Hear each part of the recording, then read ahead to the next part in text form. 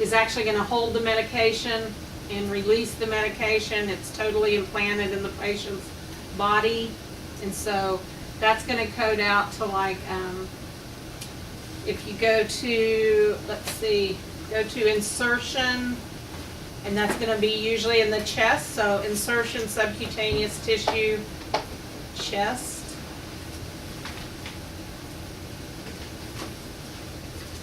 What is that, OJH or something? Insertion, subcutaneous tissue, chest. Yeah, OJH6. Let's go look at that table. We've been there numerous times. You'll recognize it when you get there. OJ what? OJH. This is where we went when we were looking at pacemaker insertion, defibrillators, cardiac resynchronization. This is where you're going to go for the infusion pump as well. So if they're implanting an infusion pump, you're going to be at OJH probably 6, although I think they could also put it in the abdomen, but you'll want to check. Then whether they did it open or percutaneous, your device is going to be B for infusion device pump. And then Z, no qualifier. And then if they have to hook a catheter up to that pump, then you're also going to have to code the insertion of the catheter. And when you do that, you want to code it to its end point. And that'll be the same thing for the vascular access device. You may insert the catheter through the subclavian or through the jugular, okay? But we don't care where you put it in, we want to know where it ended up. And usually it ends up in the superior vena cava or the atrium. And so you would code insertion into those areas, insertion into the atrium, or insertion into the superior vena cava, and then your device would be infusion device. Okay? But this is where the pump codes out.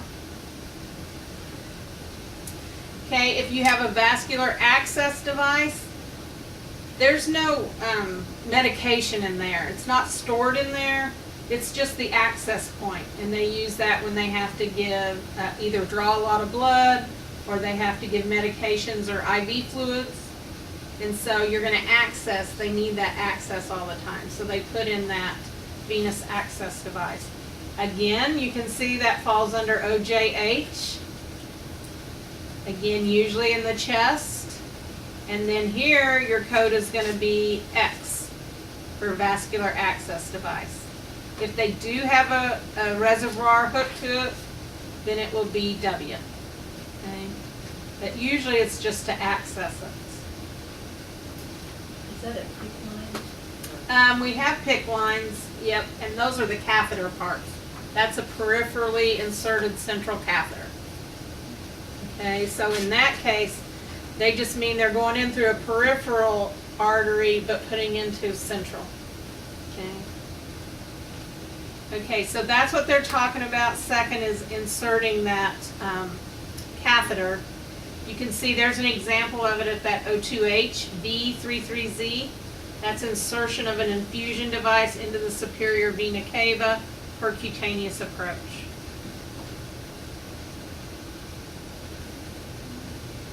I also, on the handout that I gave you,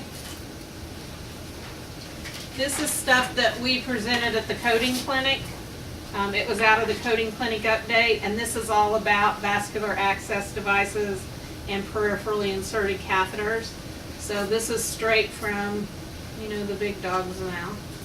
So you can see in that very first slide, the second point says selection of the body part value for insertion of the vascular access device is based on the end placement rather than the point of entry. Okay, and down at the very bottom of that slide, Cindy, you'll see the code for the PICC line. It says a PICC line is inserted into the right arm, but they move it on up where the tip is resting in the superior vena cava or the cavo-atrial junction. The cavo-atrial junction is where the superior vena cava meets up with the atrium, And they're telling you that you should code that out to the superior vena cava. Tells you that several times in here. Okay. So the big ones that they go into a lot for the central lines are going to be the internal jugular, the subclavian, and the femoral. However, they don't use the femoral very much because they're afraid of deep vein thrombosis.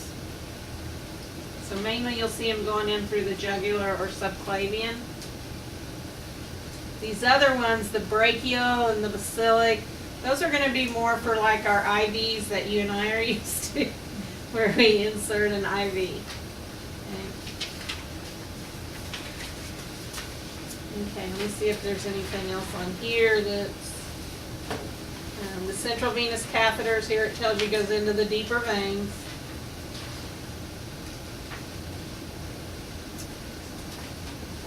It tells you at the bottom of page 2 that they use it for hyperalimentation, administration of drugs, or measurement of hemodynamics of the heart. Right above that in the italicized where it says most central lines are inserted percutaneously without direct visualization. No subcutaneous pocket is created, so they are not coded with an open approach. They're coded percutaneous. Then on the next page, page 3 at the top, you can see some of the names of central venous catheters. So if you hear them say they're putting in a Hickman or a Broviac or triple lumen or double lumen, those are usually central catheters. They could use guidance to place them, and at the very bottom of that top one on page 3 it tells you. Says catheter placement with imaging guidance combines fluoroscopy and ultrasound guidance with catheter insertion to make sure they get it in the right point. It tells you in the inpatient setting that guidance or imaging is optional. You don't have to code it. But if for some reason you want to code it or your facility wants to code it, it's going to code out to table B51 and you'll have a qualifier value of guidance. And B51 is just going to be fluoroscopy